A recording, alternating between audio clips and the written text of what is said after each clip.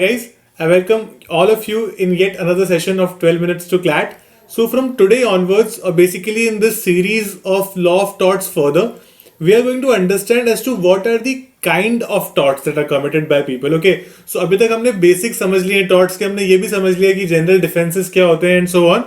Now let's move on to the substantive part of it, which is what are the kind of torts that are committed by people or by anyone for that matter, right? So today we're going to discuss three major torts, that is negligence, nuisance and trespass. Okay, these are some of the most asked law of torts in the CLAT exam as well as in various other law entrance exams. So it's very important to understand their ingredients and to understand as to what do they actually mean. Okay, so let's start with negligence. So negligence is basically a civil wrong that is committed by a person, and it means that you owed a duty to some other person. Basically आपकी duty थी towards some other person and you breached that duty, and because of that breach there is a legal injury that is committed by you towards some other person, right? Now there are basically three ingredients of it. अगर ये तीनों ingredients उसमें present हैं, then only it will be considered a tort of negligence,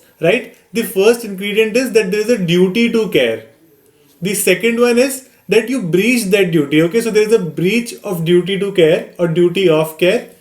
The third and the most important one is, as a breach of that duty, there is a legal injury to some other person, right? हमने first वाले lecture में in law of tort समझा था that what is the difference between a legal injury and an injury, and law provides remedy only for legal injuries, right? So that is something that we have to understand here again. So if these three conditions are satisfied, then negligence is committed.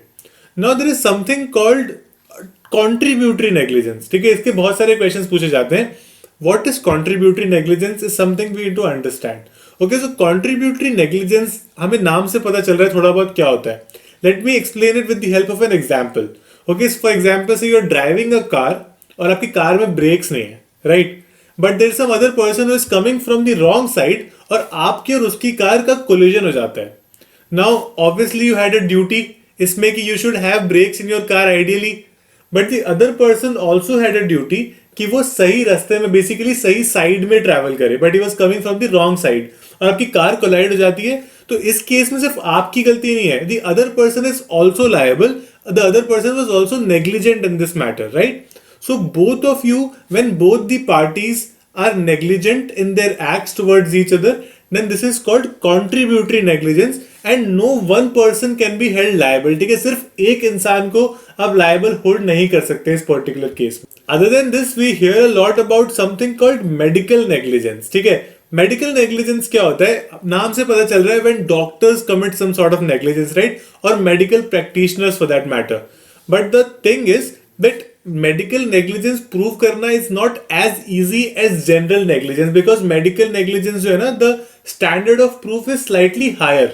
और ये कैसे higher है? Because there is a certain reasonable standard. ठीक है, एक minimum reasonable standard होता है जिससे all the medical practitioners have to abide by that standard, right? I think this is something that we all understand कि एक minimum standard of care or a reasonable man's care should be taken by each and every medical practitioner. But हम कुछ बहुत बार ऐसे cases सुनते हैं वेरिन से after a surgery कोई सर्जिकल इक्विपमेंट किसी के पेट में रह गया, राइट? अगर पेट की सर्जरी थी या किसी ऐसी बॉडी पार्ट की सर्जरी थी तो अंदर ही एक मेडिकल इक्विपमेंट रह गया. No, this is gross negligence, right? Because this is obviously something that can not be expected from a medical practitioner. ऐसे केसेस में that medical practitioner can be held liable under the tort of medical negligence, right? So there is a legal maxim called res ipsa loquitur. Res ipsa loquitur का ये मतलब होता है that no party is required to prove that there was negligence. हमें act को देखकर ही पता चल जाता है that there is negligence, right? So res ipsa loquitur का actual मतलब होता है on the face of it. On the face of it मतलब आपको सामने सामने पता चल रहा है कि ये जो हुआ है that was clearly negligent. किसी के पेट में कोई सर्जिकल इक्विपमेंट छोड़ देना इज क्लियरली नेग्लिजेंट, राइट? इसको प्रूव करने की भी जरूरत नहीं है आपको, दिस इज ब्लेटेंटली नेग्लिजेंट. तो this is something called medical negligence. So this was the first kind of tort. The second part is nuisance. ठीक है, और बहुत सारे लोग एक्चुअली नेग्लिजेंस, न्यूइसेंस और ट्रेसपास में कंफ्यूज हो जाते हैं when they actually see the principles. So it's very important that you guys pay good attention here and make good notes out of it. Okay. Okay, so the second type of tort that we're going to discuss today is the tort of nuisance. अब इसका क्या मतलब होता है? It's basically an interference in somebody else's right to enjoy his or her property, right? अगर मैं किसी को इनडायरेक्टली या डायरेक्टली भी इंटरफेयर कर रहा हूँ और उनकी जो पर्टिकुलर प्रॉपर्टी है या फिर जहां पर भी वो रहते हैं, जो भी करते हैं, मैं उनको एंजॉय नहीं करने दे रहा हूँ, राइट? Then this is नुइसेंस.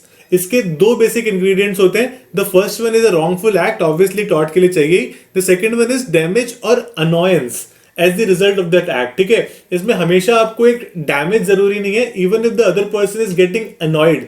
मान लीजिए मैं बहुत तेज म्यूजिक चला रहा हूं अपने घर पे which is actually annoying some other person in some other house, या फिर किसी आसपास पड़ोसियों को इससे प्रॉब्लम हो रही है, देन इट इज प्रॉब्लमैटिक. हम देखते हैं in most of the Indian cities, particularly bigger cities में फॉलो होता है, wherein after 10 o'clock you're not allowed to play loudspeakers even if there is a wedding reception. ठीक है, it doesn't matter आप 10 बजे के बाद तेज गाने नहीं चला सकते because it creates nuisance.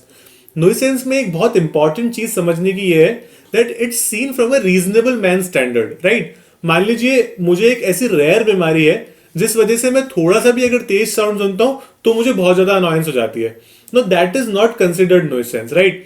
एक रीजनेबल इंसान को क्या लग रहा है कि वो आवाज बहुत तेज है या फिर कोई भी पर्टिकुलर चीज हो रही है, क्या वो उसको अनॉय कर रही है या फिर उसकी जो प्रॉपर्टी का एंजॉयमेंट है उसमें हिंडरेंस डाल रही है, ये एक रीजनेबल मैन के टेस्ट से डिसाइड होता है, right? So when you see a question, make sure कि आप फैक्ट्स को ठीक से पढ़ो और समझो कि क्या ये जो पर्टिकुलर एक्ट हो रही है इससे आसपास सबको प्रॉब्लम हो रही है या एक पर्टिकुलर पर्सन है वो ज्यादा ही सेंसिटिव है उसको प्रॉब्लम हो रही है. और अगर सिर्फ उसी सेंसिटिव इंसान को प्रॉब्लम हो रही है then it is not nuisance, right? I hope I was pretty clear here.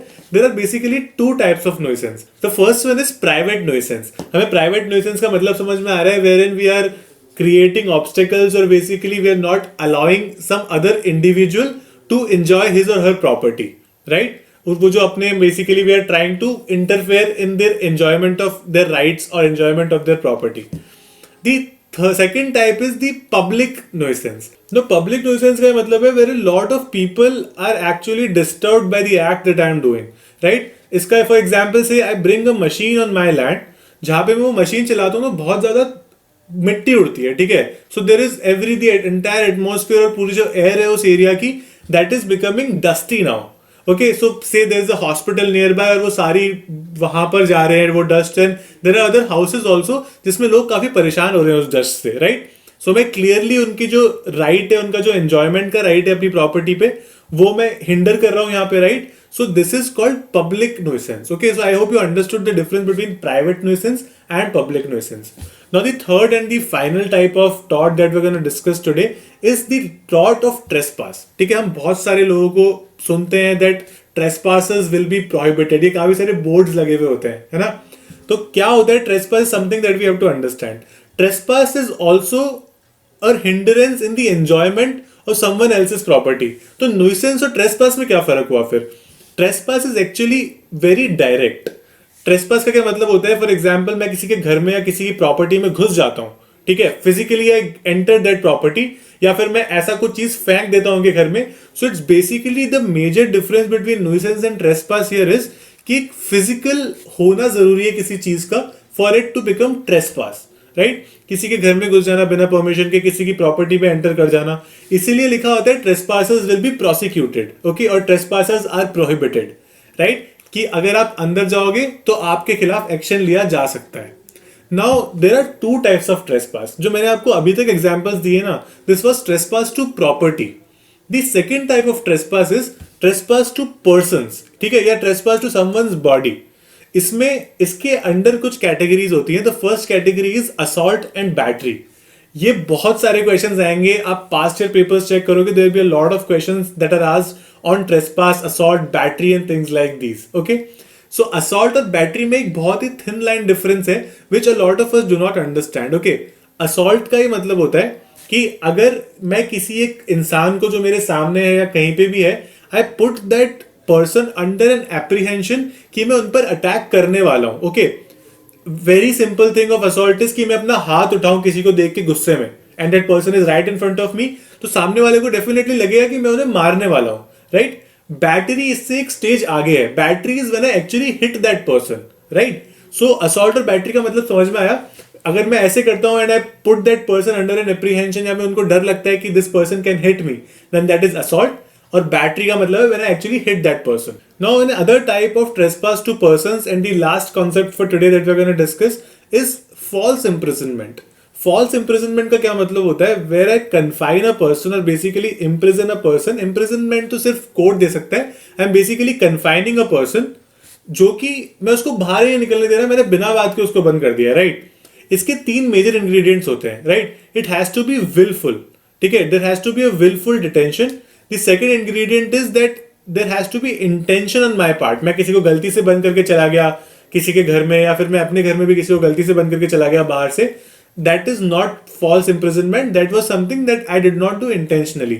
And the third very important ingredient of this is that there was no other possible way of escape.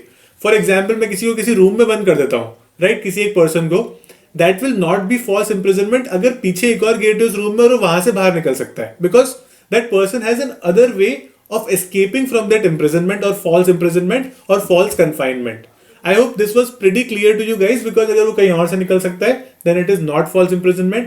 अगर उसका एक ही gate है और मैंने बाहर से बंद कर दिया है then it is false imprisonment without any reason.